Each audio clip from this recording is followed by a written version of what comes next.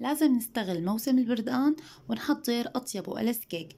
بوصفة اليوم حضرت لكم كيكة البردقان بثلاث طبقات كتير سهلة وبسيطة وطعمتها بتاخد العقل، وبنصحكم تجربوها. من أطيب وألذ الكيكات اللي حضرتها، مميزة بالطعم وبالشكل. تابعوا معي الفيديو وتعالوا مع بعض لنشوف طريقة التحضير. ولتحضير الكيكة بالبداية بنحتاج لثلاث حبات من البيض، والبيض لازم يكون بدرجة حرارة المطبخ، طلعينه قبل بوقت من البراد. وبضيف عليهم كوب من السكر مع معلقة كبيرة من الفانيلا.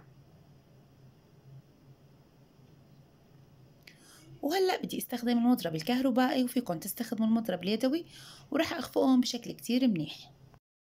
بخفقهم بشكل كتير منيح حتى البيض يفتح لونه ويتضاعف حجمه والسكر يدوب تماما.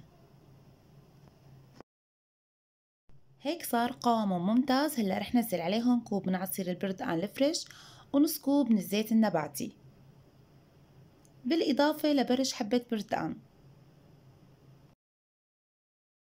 وبرجع بخفقهم لمدة دقيقة. وبهيك المكونات السائلة صارت جاهزة معنا. وهلا بدي نزل عليهم المواد الجافة. رح نزل عليهم كوبين وربع من الطحين، وبستخدم الكوب نفسه اللي عيرت فيه الزيت وعصير البردقان. كتير ضروري يكون الطحين منخول حتى ما يصير أي كتل بقلب الكيكة.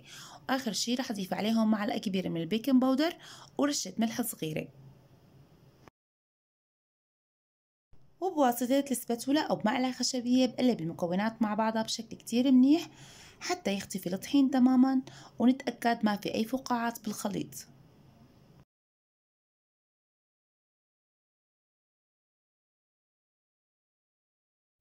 وهيك خليط الكيك صار جاهز معنا بهذا القوام.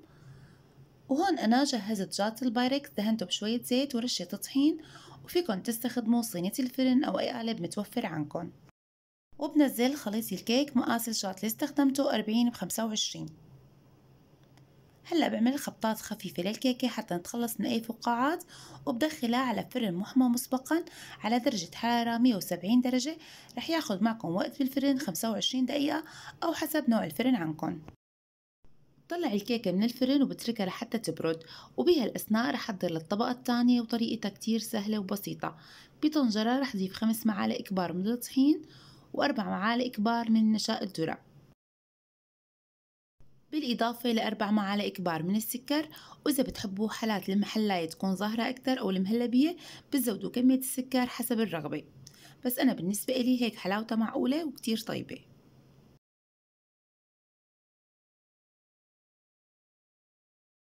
وهلأ رح نزل عليهم لتر من الحليب، وبحرك المكونات مع بعضها بشكل كتير منيح حتى السكر يدوب تماما وما يضل أي تكتلات بالخليط. وبعد هيك رح أرفعهم على النار مع الاستمرار بالتحريك.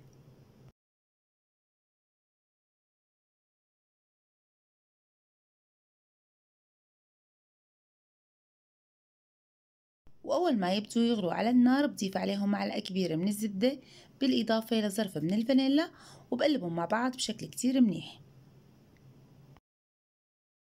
وبتركن على النار من دقيقتين ل3 دقائق مع الاستمرار بالتحريك حتى ما يلزق معنا الخليط.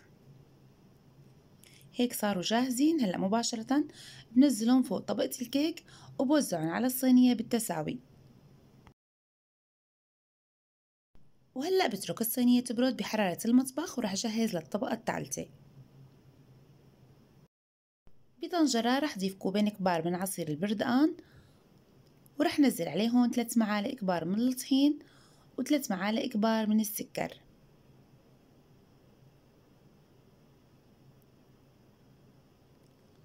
وبحرك المكونات مع بعضها بشكل كتير منيح على البارد، وبعدين رح ارفعهم على النار. وبرفعهم على النار مع الاستمرار بالتحريك حتى الخليط يجمد شوي ويصير قوامه تقيل.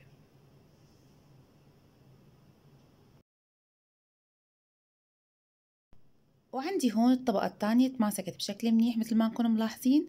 هلأ مباشرة باخد خليط البردقان وبنزله على الصينية وبوزعه بشكل متساوي.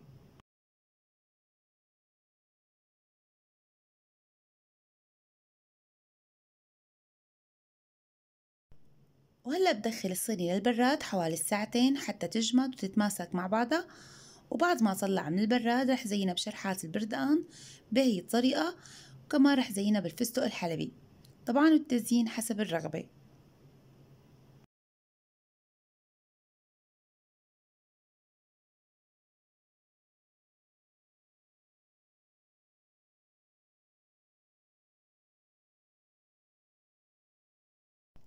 وهلأ صار وقت أقطعها وفرجيكم كيف شكلها من جوا. بجد من أطيب وألذ الكيكات اللي حضرتها، كتير طيبة ومنعشة، طعمة البردقان مع المهلبية والكيك اللي حضرناه بجد من أطيب وألذ الكيكات اللي ممكن تعملوها. مثل ما شفتوا طريقة تحضيرها كتير سهلة وبسيطة، وطعمتها بجد كتير طيبة. أنا متأكدة إذا جربتوا هالوصفة رح تعجب كتير عيلتكن، وكمان حلوة تتقدم كضيافة كتير مميزة بالطعم وبالشكل. وهي كانت وصفتي لكم لليوم. بتمنى وصفة اليوم تكون عجبتكم.